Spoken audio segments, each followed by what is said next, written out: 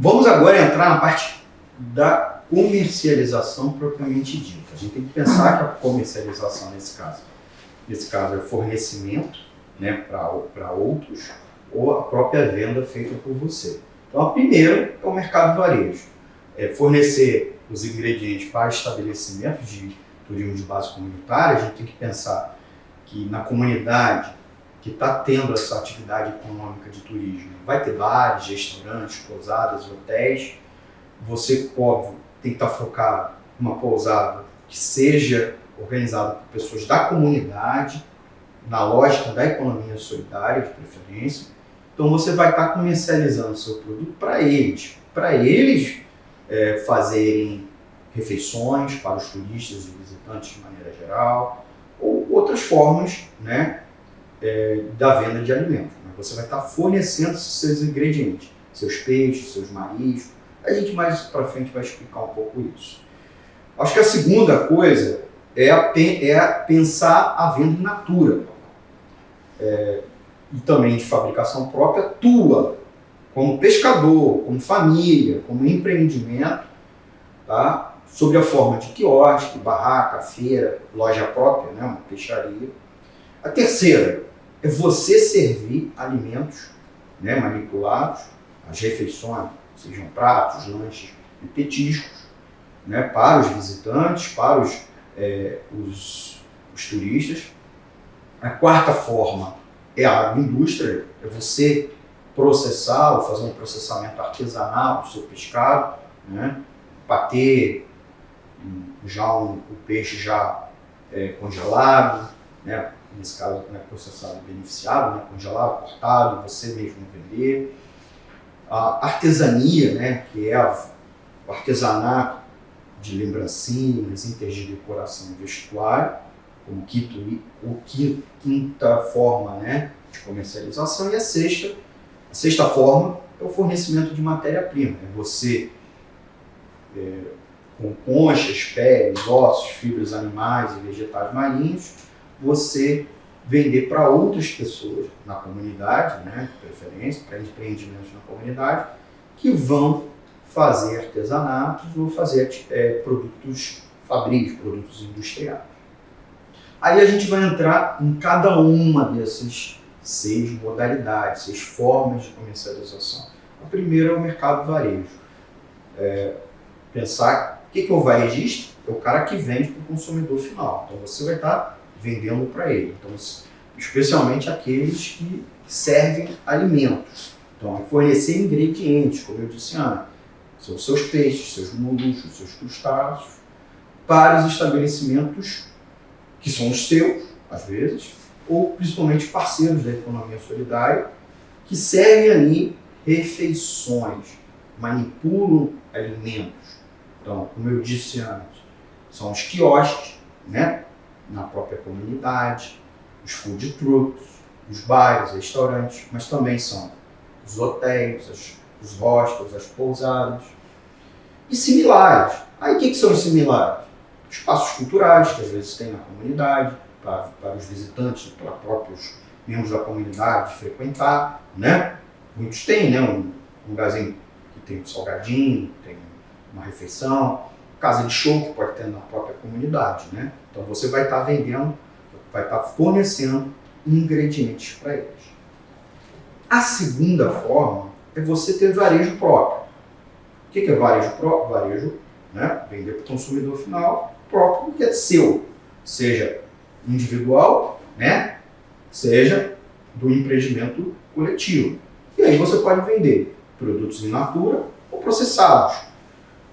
Vou explicar um pouco essa diferença.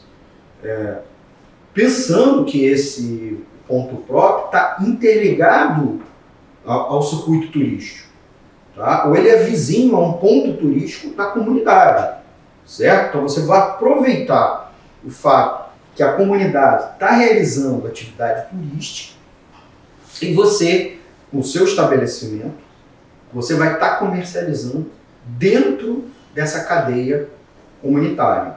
E aí você pode ter seu quiosque ou similar, você tem uma barraca própria, uma feira, você tem uma feira própria né, ou em circuito de economia solidária, que está inserido na cadeia turística, por exemplo, uma feira naquela comunidade, né, e uma loja própria, né, uma peixaria.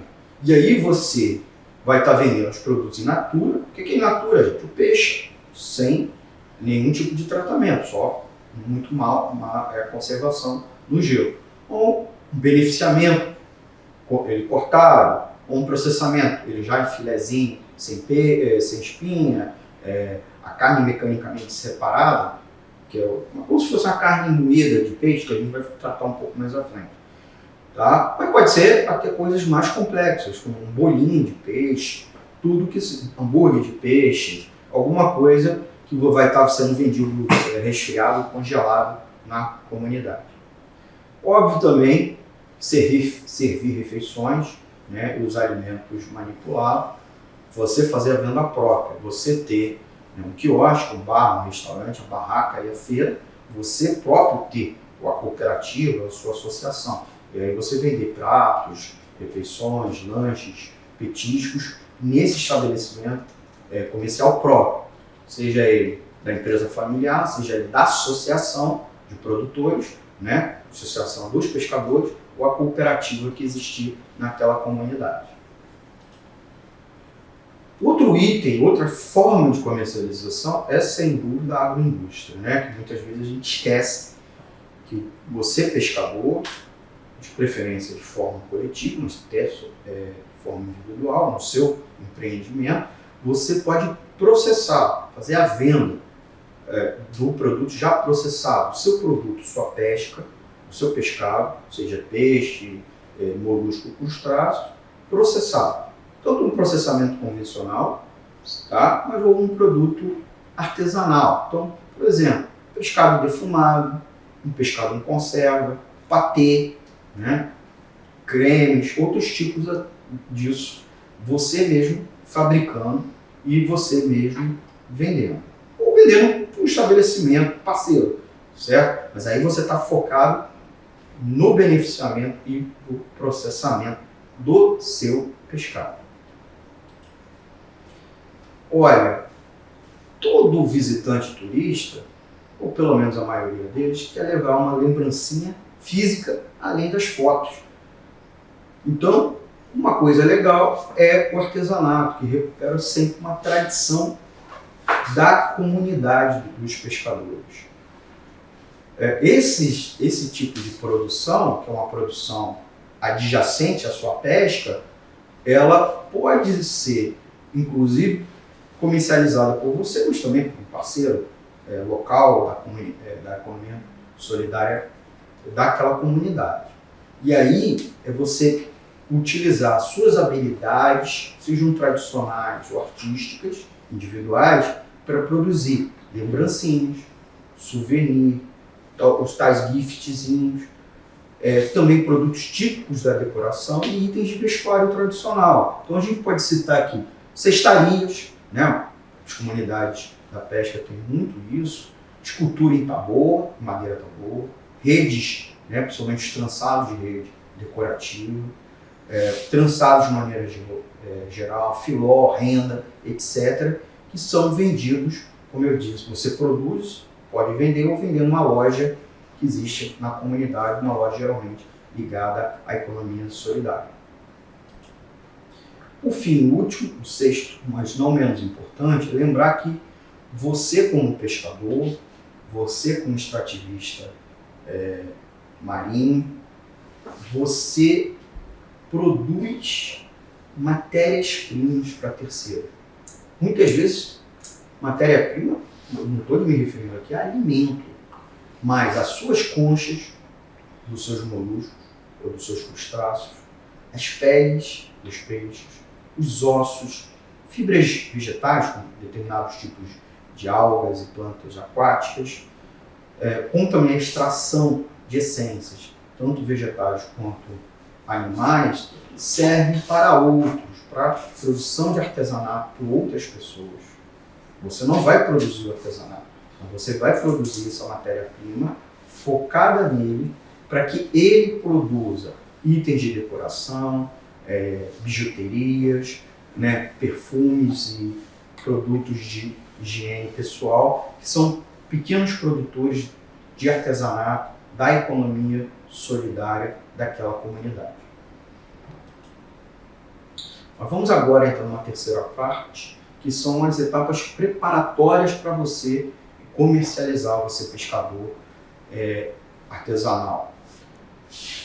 Para começo, a gente tem que pensar o seguinte: a gente tem alguns problemas, alguns desafios, seja na sua comunidade, seja de maneira geral, enquanto pescador. Eu acho que a primeira grande é a preocupação nossa que há uma baixa participação do pescado nas políticas públicas de apoio à comercialização dos produtos da agricultura familiar. Muitas vezes a agricultura familiar entra até nas políticas públicas de comercialização, mas a pesca ou é tratada à parte ou é tratada como um bololô junto com a pesca industrial, que, como eu disse lá no começo, não é a mesma coisa, certo? Os segundos problemas são, claro, a questão da inspeção. O produto da pesca é um produto de origem animal. Ele precisa ser inspecionado. Por quê?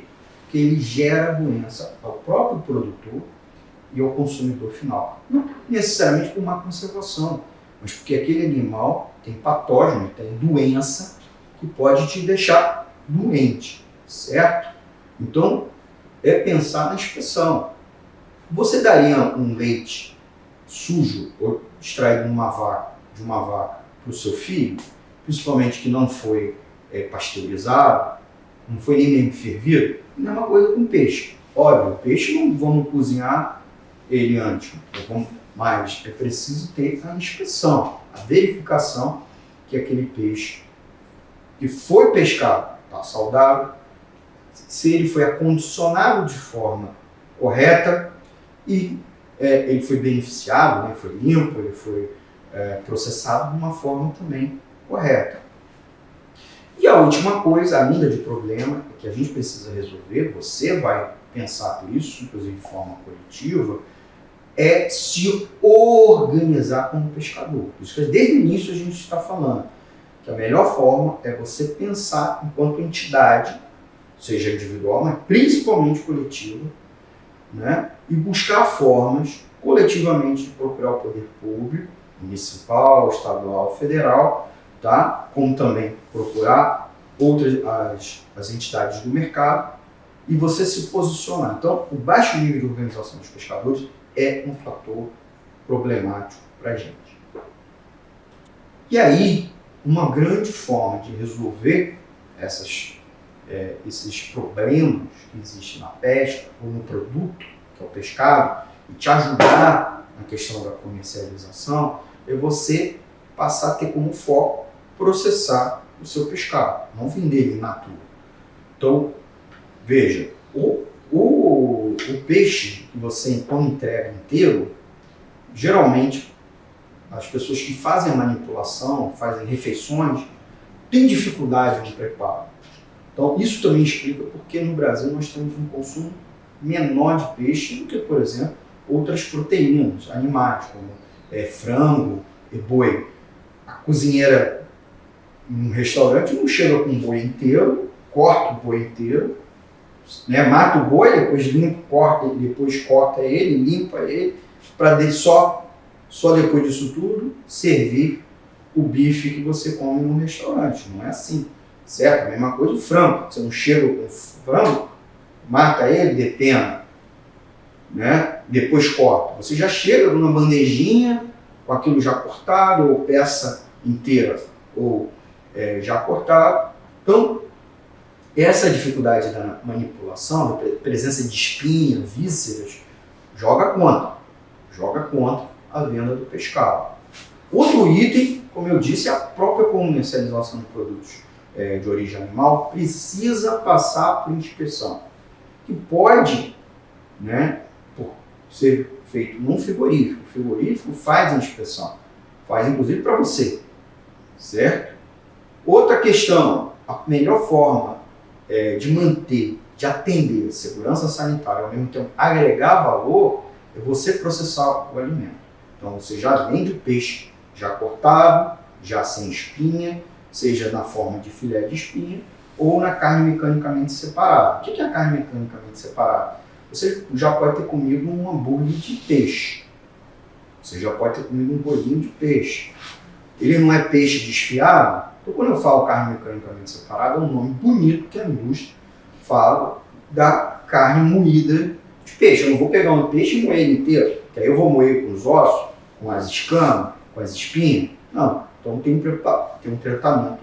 Então ele não é carne moída. Então é carne mecanicamente separada, que é uma carne desfiada, que a gente pode com ele fazer inúmeros pratos, né? A mesma coisa o filé sem espinha, que são alternativas práticas e seguras nos cardápios. Aí a gente, nesse quadro, vai pensar um pouco as etapas da comercialização. A gente estava falando muito detalhe aqui, agora vamos pensar um pouco o todo, né? Nós temos que pensar que a sua produção, ela tem uma etapa prévia, ela tem a parte de insumo, né? Se você vai produzir e depois comercializar, não é só essas duas etapas, ela tem uma sequência. Então, primeiro, você já sabe, temos insumos. Quais são os insumos? Gelo, a própria embarcação, o insumo, seu combustível, os equipamentos, né? Os apetrechos, os petrechos, como muitos chamam. Você tem a etapa da produção, propriamente dita. Aí você tem que levar em consideração quais são as espécies que você anda capturando, como que você está remunerado, qual é a divisão de trabalho da equipe, aspectos socioeconômicos, né? Essa produção feita diretamente pela cooperativa, pela empresa ou individual, só depois entra a cooperativa na parte ou de armazenamento ou de transporte. Aí a gente tem que pensar no armazenamento. Seu peixe fresco, no gelo ou sem gelo, ele é salgado, ele é colocado no gelo, ele tem algum tipo de beneficiamento artesanal, você limpa as vísceras, né, tira uma primeira escama, tira a cabeça, aí vai para uma quarta etapa, transporte e comercialização. Aí que entram os seus atravessadores e os atacadistas. E aí, por exemplo, você pode entrar com a sua cooperativa, tá? Substituindo, fazendo a venda direta à quinta grande etapa, que é o consumidor final, que é o mercado local, o restaurante, a feira, as peixarias, que fazem a venda para o consumidor final, que muitas vezes também pode ser exercida pela própria cooperativa. Aí a gente pensa um pouco geral, esse geralzão, né, que tem lá o agricultor familiar, né, no caso o nosso pescador, que vai estar com a ADAP, que é a Declaração de Aptidão ao PRONAF, que atualmente está sendo chamado de Cadastro Nacional do Agricultor Familiar. Muitos de vocês já sabem o que é a carteira do pescador, né? A chamada RGP, Registro Geral da Pesca. Mas existe uma segunda carteira, que não necessariamente está no papelzinho, de cédula, que é a DAP, Declaração de Aptidão ao PRONAF, que agora mudou esse nome para Cadastro Nacional da Agricultura Familiar. A DAP é um documento, aquela chamada OCAF, esse cadastro, que permite você acessar muitas políticas públicas, inclusive vender para alimentação escolar, para hospitais, né? São chamadas voltadas à agricultura familiar. Mas também permite o que, gente? Você ter crédito facilitado no banco.